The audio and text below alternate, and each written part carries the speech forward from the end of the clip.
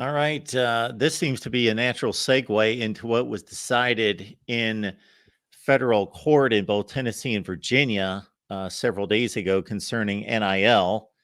And with all the confusion about what NIL is supposed to be, how it's being regulated, that it's not being regulated, all that, I think one of the basic tenets that we were all fairly comfortable with, and actually was a place of security for the college football fan, thinking, okay, we're maintaining some level, at least the speed limit's still there, that these players can't be induced or lured to a particular team. That they're still, at least if we want to believe the best of these situations, they're still making the decision based on football development, where they want to play, winning a championship, going to school. Yeah, they still do that. Go to school and all that. And at least they're not technically supposed to be induced. Now it's like, psh, that's illegal. And so it's blown wide open now. Yeah, a lot of thoughts on this, and I hope that it doesn't come to a point where it leads to the end of college football, I guess, as we know it. Although college football, as we know it, seems like it is on the cusp of some type of huge paradigm shift, and what we know as the FCS ranks is probably soon going to be one rung below even where it's at now, and it'll be the group of five will be where the FCS ranks used to be probably, and maybe the Big Ten or the ACC and the Big 12 will be where the group of five used to be. I don't know. We're getting to an uneasy state here, I think, with all the things that are happening, and I think only the SEC and the Big Ten schools are going to be able to fully compensate athletes to the highest level, just because of the amount of television money that's going to flow through those two leagues, it seems, going forward, to the detriment of the Big 12 and the ACC, whoever's left in those two leagues, and certainly the group of five. So that's kind of the starting point, is that there's going to be new haves and fewer haves and more have-nots. And the have-nots that are currently there are going to be even more have-naughty. And then in terms of inducements and all that, I guess I look at it and I say, currently it's like the schools are allowed to tell you what guys made this year, I guess, but can't promise you what guys would make next year.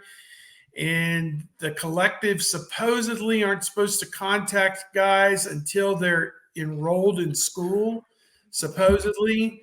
But, who knows if there are third parties afoot in this whole thing. And I don't know. It's very messy.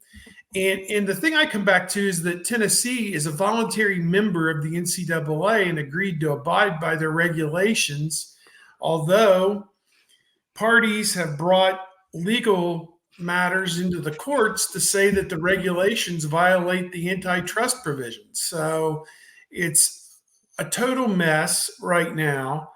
And voluntarily being a member of an institution doesn't apparently means that Tennessee can pick and choose which of that institution's bylaws it wants to follow, depending on what it views as a potential antitrust violation. There's been no formal final finding by a court. This was just a temporary injunction.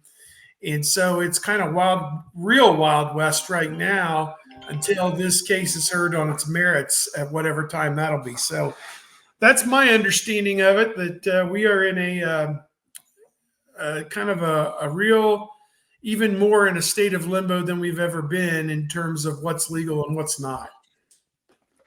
Yeah, and eventually this will all have to be collectively bargained for, with the players agreeing to whatever kind of cap or whatever, so that there can be guardrails, because as it is right now, any guardrail is going to be met with some sort of litigation, just because That's how we are now, and somebody's going Restraint to of be trade unhappy, and antitrust. Yeah. right? And so somebody's going to want to push that, and the NCAA has so many lawsuits going on right now that I don't know how they're going to.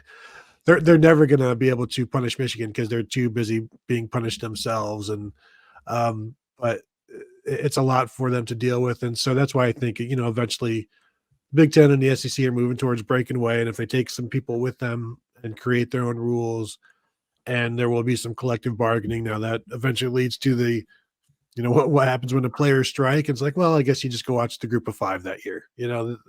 That's all going to happen at some point, but that's many years down the road. But I was just reminded of talking about this pay for play and things like that. It was 11 years ago, almost to the month, when the whole Ed O'Bannon thing was coming down, and Jim Delaney wrote a letter saying, and I can quote it here. It has been my longstanding belief that the Big Ten schools would forego the revenues in circumstances and instead take steps to downsize the scope, breadth, and activity of their athletic programs. Several alternatives to pay-for-play model exist, such as the Division III model, where there are no scholarships offered and players pay to play there. So he was saying, like, back then, 11 years ago, the Big Ten would rather go to a Division III model than start paying players. And he believed the schools felt that same way also. But the TV money has gotten so good and so big that no schools are going to be like, you know what, let's go back to the D3 model. Not even Northwestern, which probably could, but now they've got their fancy new stadium that they're trying to build, but or they may have to go to D3 because they won't be able to build a new stadium. And right now the old stadium is being torn down. So they may just have to play somewhere else for a few years, but that's not that long ago that the leadership in the Big Ten was feeling that way. And I don't, it's been interesting. Also, I think social media has had a big part to play in the call for fairness for the players as well. But just because there's been so much money that you can't just have it stick with the schools, because there are too many people who have seen too many of these other instances where the rich just keep getting richer and nobody else does, and so they see an opportunity to speak out on the players' behalves, and now the players have the power as well. Okay, a couple things that come to mind here. I'd love to get a response. Number one is, when all of this broke the summer of, I think, 21. Okay, my understanding was NIL was about name, image, and likeness. Mm-hmm. This was not a pay-for-play model. This was being able to benefit from exactly that name, image, and likeness. So this doesn't seem to be happening. This seems to be a pay-for-play model through the collectives anyway. Is it being just completely ignored, or is it being justified as when you throw your jersey on Saturday afternoon and run around the field, that's your name, image, and likeness display for a national TV audience? And so that's how we're getting away with that? I think a lot of it is just the constant wink and nod that has been around college football for 50 years in terms of paying players. It's like, oh yeah, this is all about students and schooling, and the same thing now, where everybody coaches talk about how other coaches are poaching players, but they don't name names because, as I say, it's the college football omerta, it's the college coach omerta. They're all part of the mafia in terms of college coaching. And I remember asking Ryan Day last signing day, he was talking about, because Ohio State lost some guys because of NIL.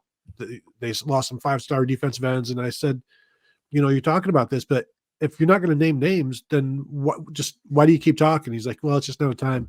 Now's not the time for it. It's like, it is, unless the reason coaches don't do it is because the reason coaches don't want to name other coaches is because somebody can name their name and something. So if you're all guilty, then, be quiet about it. But I will also say, Steve, what you're talking about earlier in terms of collectives can't contact high school kids. They can do whatever they want because we're not enticing anybody.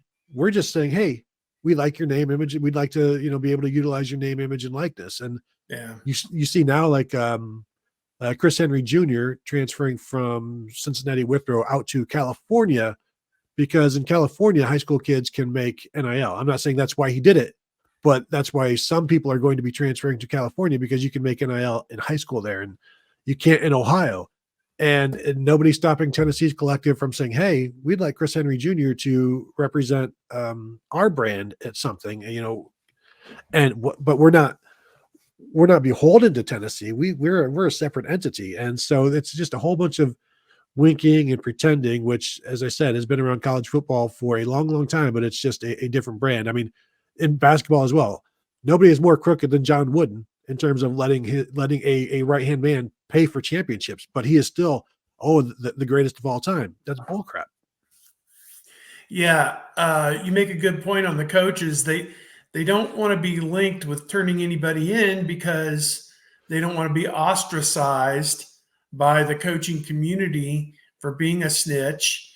And they want, whenever they need a job, to be able to still be employed somewhere and interview wherever they want and get a job.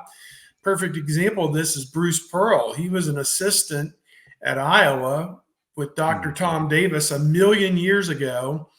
And it was believed he turned in Illinois for Deion Thomas, again, late 80s basketball player, pretty good player, who supposedly received a Chevy Blazer to play at Illinois. And Bruce Pearl was believed to be the guy that turned him in, and he was unemployable for a decade until he resurfaced.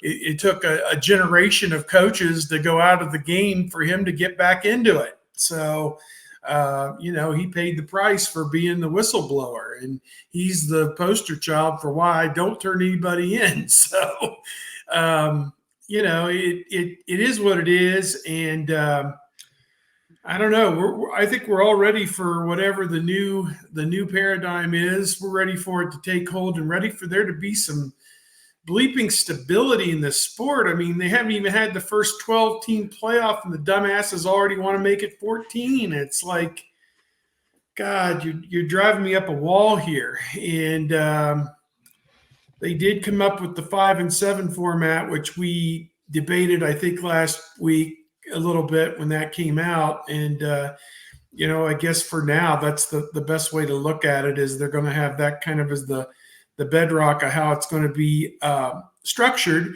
And so, it's going to be an interesting time. Hopefully within 5 years, we'll come out of this on the other side of it. So much the better. And Steve, we'll get to the 14. Keep going, Tony. And just real quick, Steve, how many people do you think, how many people in the coaching profession do you think were happy to see Bruce Pearl get busted with the Aaron Kraft cookout thing? Oh, yeah. Because, again, this was a guy who, I don't know that he ever portrayed himself as holier than thou, but, he tried to do the right thing years ago, and he made a mistake, inadvertent as it may be, or whatever, the whole Aaron Kraft thing.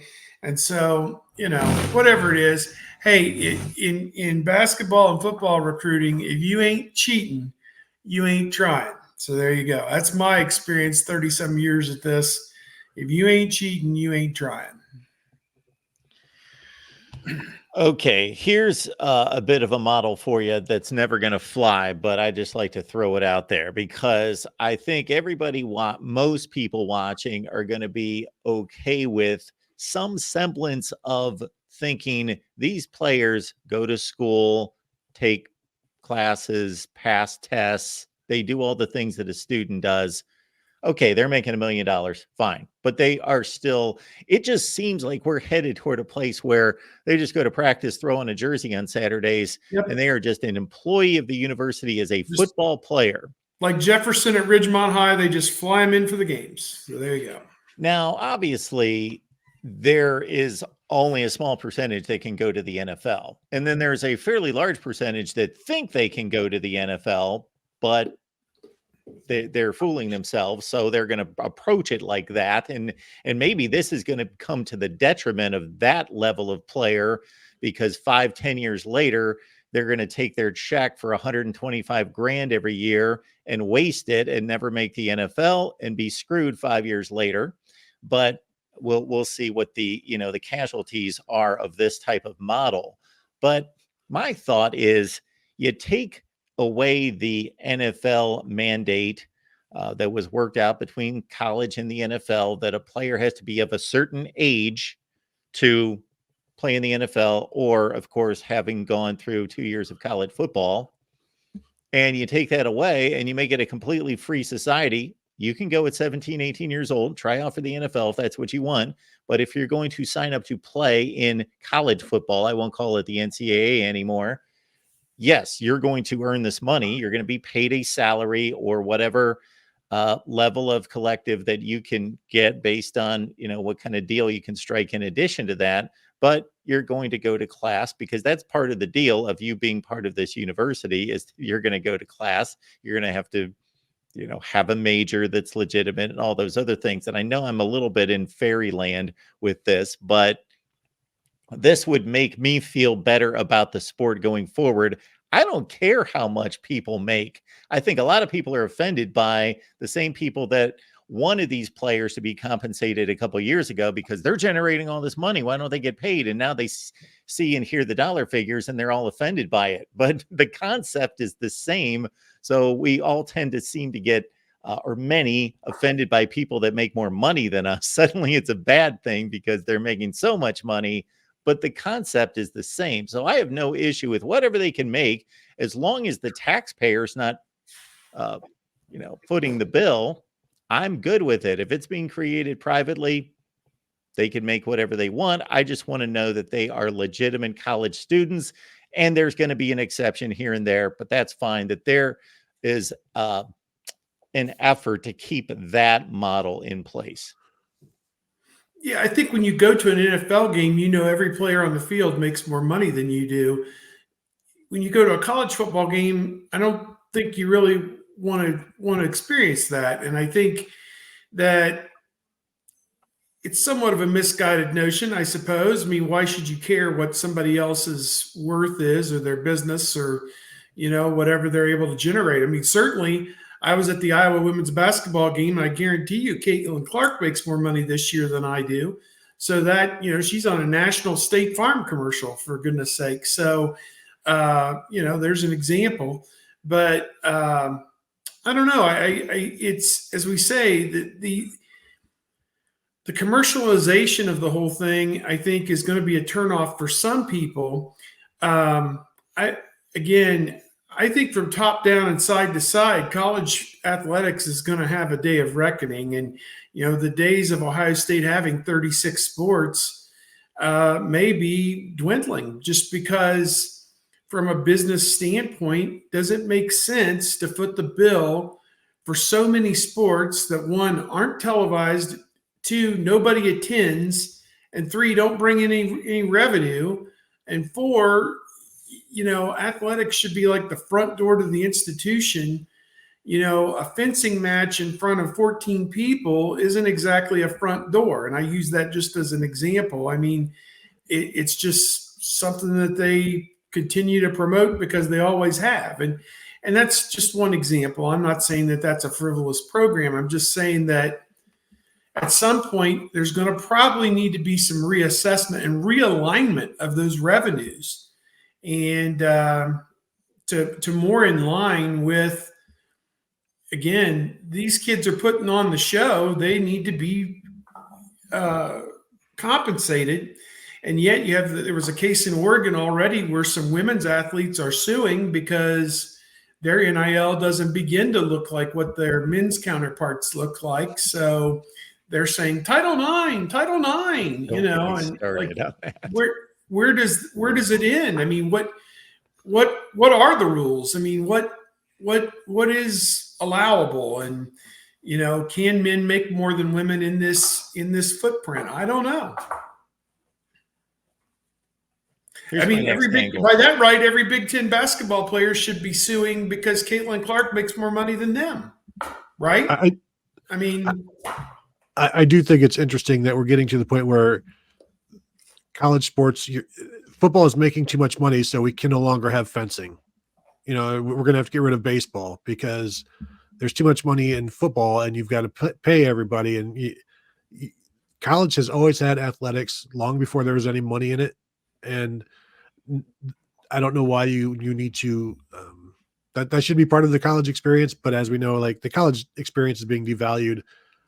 That has nothing to do with sports. It's just the way things are now.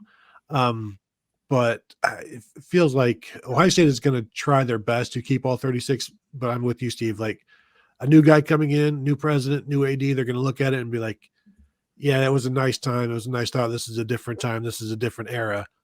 But you still have to operate, within Title IX. And what do you cut? What men's sports do you cut? And then it becomes like, I didn't mean to take this much off, And so it's like, let's just let it grow out. Let's just let it, be what it is and manage and ask our donors for more money, and also jack up the tuition, which used to be a state law that you could only do it like 3% a year. And they got rid of that state law like 15 years ago. And now it's just like, yeah, let's go 8% this year. God. Yeah. So at many of these schools, football and then men's basketball, maybe women's basketball at certain schools, et cetera, depending on the strength of the sports at that particular school. But the basic model is football pays the bills for the other sports. Okay. Now, at what point do we get down the tier list that is no longer applicable, that football can take care of it? I'm sure in the MAC, football is not taking care of the rest of the sports. Who's taking care of the rest of the sports? The taxpayer, I assume. So if the taxpayer, the general fund. Yep. Yeah. So in a sense, if the taxpayer is paying the rest of the bill, I think people would then have a more difficult time once they see these athletes, and not especially the football players because they're making the revenue, but other athletes making money that in a sense could be connected back to tax revenue. Yeah, because there's a lot of things that pour into that general fund, in terms of tuition and fees and everything else, in addition to federal money and state money that comes in to underwrite a lot of these universities. Let's say these guys start making $100,000. Let's say that becomes the salary standard. And you talk about a mess trying to figure out what does Will Howard make and Quinshon Judkins versus, just a decent starting player versus the backups versus the special teams and the program players, et cetera. Yeah. Anyway, 85 scholarships. If they make $100,000 a year, that's an $8.5 million payroll. There are 70 teams in the Power Five. And if the SEC and the Big Ten get a hold of this and it becomes maybe 24 on 24 and it's only a 48 and they get rid of the Wake Forest of the world, then it'll be a different math problem. But you're looking at a $600 million payroll for college football. Do they make that much money net once they pay all the staffs and the travel and this and that? And is there that much surplus? Some schools can do it, but some schools won't. I think Ohio State could do it tomorrow if they wanted. Out of a $275 million budget, you just tell, okay, women's lacrosse, instead of a $2 million budget, your budget's now $1.5 million. Go. You bring in 26,000. So, going to have to make do with less is what it boils down to, I guess. Or you just start cutting line items and just saying, yep, that's gone. As I always like to say, does men's rowing need the 8th nutritionist? I don't know. Do they need that 9th nutritionist? I don't know. I suppose maybe they do. It's very strenuous rowing that boat. So let's also not forget Ohio State's not supposed to make a profit. So yeah, every dime that comes in goes back out. And really, that's not that difficult now when you're talking about having to build buildings and repair buildings. And I mean, that Woody Hayes Athletic Center, there is a construction crew on site at that building 24 hours a day, 7 days a week, 52 weeks out of the year, 365 days out of the year. Somebody is working on something to try and make that better. And there are a lot of people in and around the program that building was opened in 1986. So it's 14 and 24. It's 38 years old. Some aspects of it are less than 5 years old. It's been gutted. It's been renovated. It's been added onto. It's been blah, blah, blah.